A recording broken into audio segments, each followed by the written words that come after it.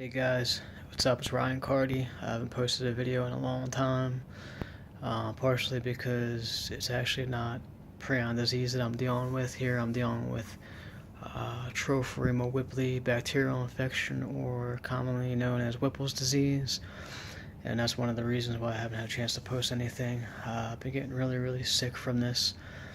Um, so if you guys ever start having severe gastrointestinal issues and um, then it starts spreading to your nervous system and it starts destroying the nerves throughout your body, and then you start having all these neurological issues and severe insomnia, and causes your eyesight to deteriorate, and you get almost like a chronic vasculitis type of blood inflammation, blood vessel inflammation in your whites of your eyes all the time from it and everything. Um, and if you have autonomic nervous system dysfunction like me, and hypothalamic dysfunction like me also, and memory issues, and just chronic arthritis throughout your whole entire body like me too. So if you have GI issues and chronic polyarthritis together with the two, I highly suggest that you possibly get checked for Whipple's disease or Trophorema Whippley bacterial infection to be the cause of it or root of it. There's been many cases of it, especially over in Europe. It's very common and diagnosed. It's commonly found in soil. It's commonly found in farmers who deal with animals and soil on a frequent basis. It's what gives the soil its musty smell to it, the actinobacteria or actinomycete. It is highly spreadable and contagious through your bodily fluids, your saliva, your stool. Even though the literature says it's not, it really is, because I've watched it myself spread this to other people around me. And if you read Trophorema Whippley causes epidemic fever in Senegal, it'll tell you how infectious and contagious and how easily it's spread. And also, if you Google Trophorema Whippley and intrafamilial circulation, it'll also tell you how common it is to spread it amongst family members of the same household. I believe my kids, my ex-wife, my family are all suffering from this because of me spreading this to them. So, I had no idea. I was a victim in all this too by taking that deer antler velvet spray that had this infectious bacteria in it.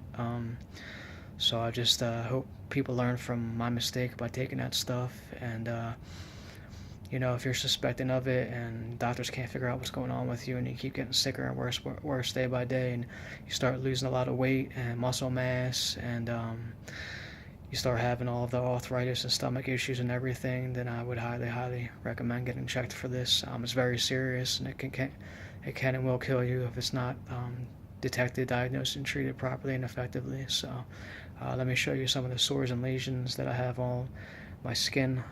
I'll show you the worst ones. They almost start to look kind of like brownish or blackish around the edges, or the rim of them. They're always usually circular in motion. Circular in shape, I'm sorry. Let me show you real quick.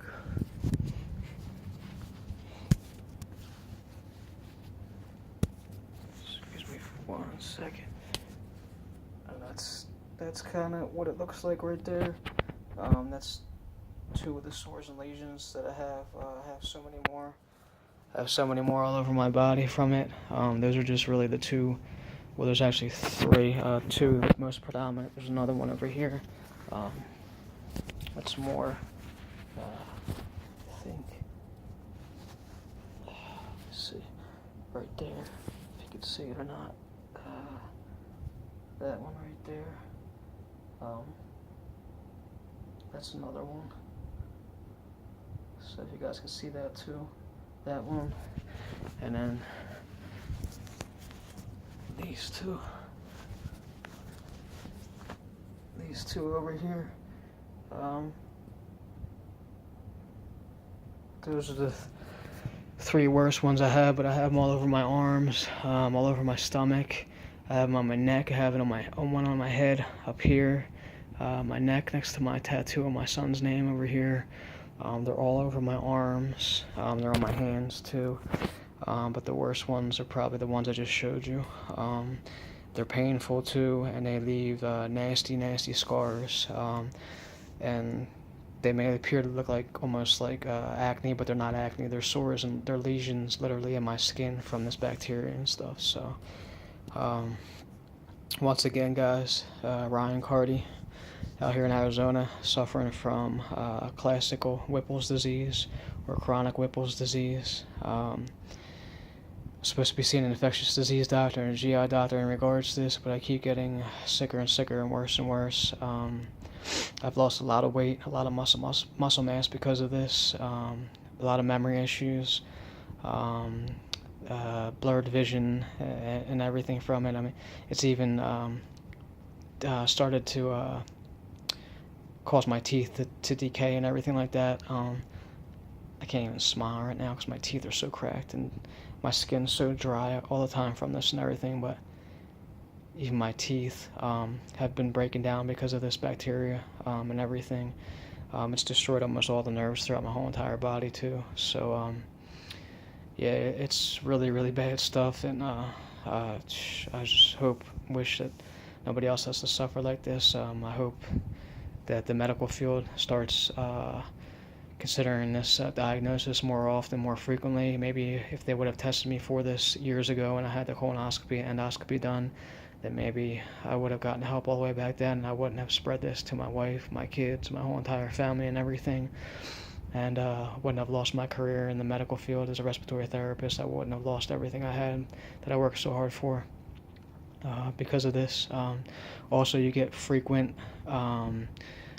fevers and night sweats with this. And what was the other thing that I was thinking of? I don't know. I just drew a blank for some reason, but yeah, fevers and night sweats are very common with this. Oh, and a constant chronic dry cough. Very, very dry cough too. So I just want to make you guys aware of this.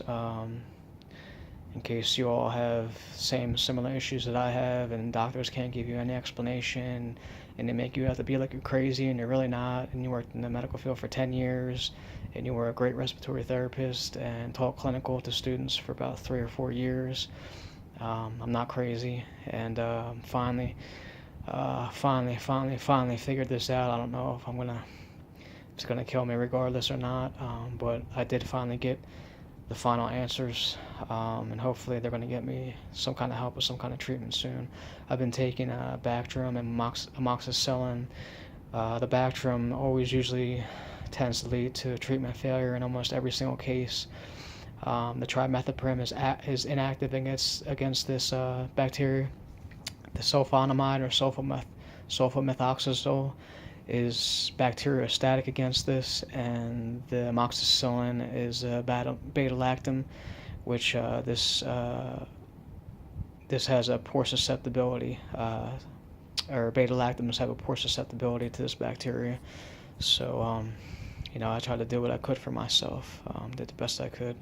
So, yeah, I finally figured this out, and you're going to see a massive explosion of this this kind of infection and disease in our country very, very soon, if it hasn't already started. I think that's what's causing a lot of our autoimmune diseases, cancers, autism, and diabetes that we're dealing with right now. So and maybe even lupus too. Possibly lupus too, I believe. So I think it's really causing all of these, this underlying infection diseases, causing all of these kinds of diseases, these autoimmune diseases and everything. So, all right, guys, well, I'm going to sign off. That's it for now. It's been a while. Take care, and I hope you can get some general knowledge and information from what I'm going through. All right, God bless.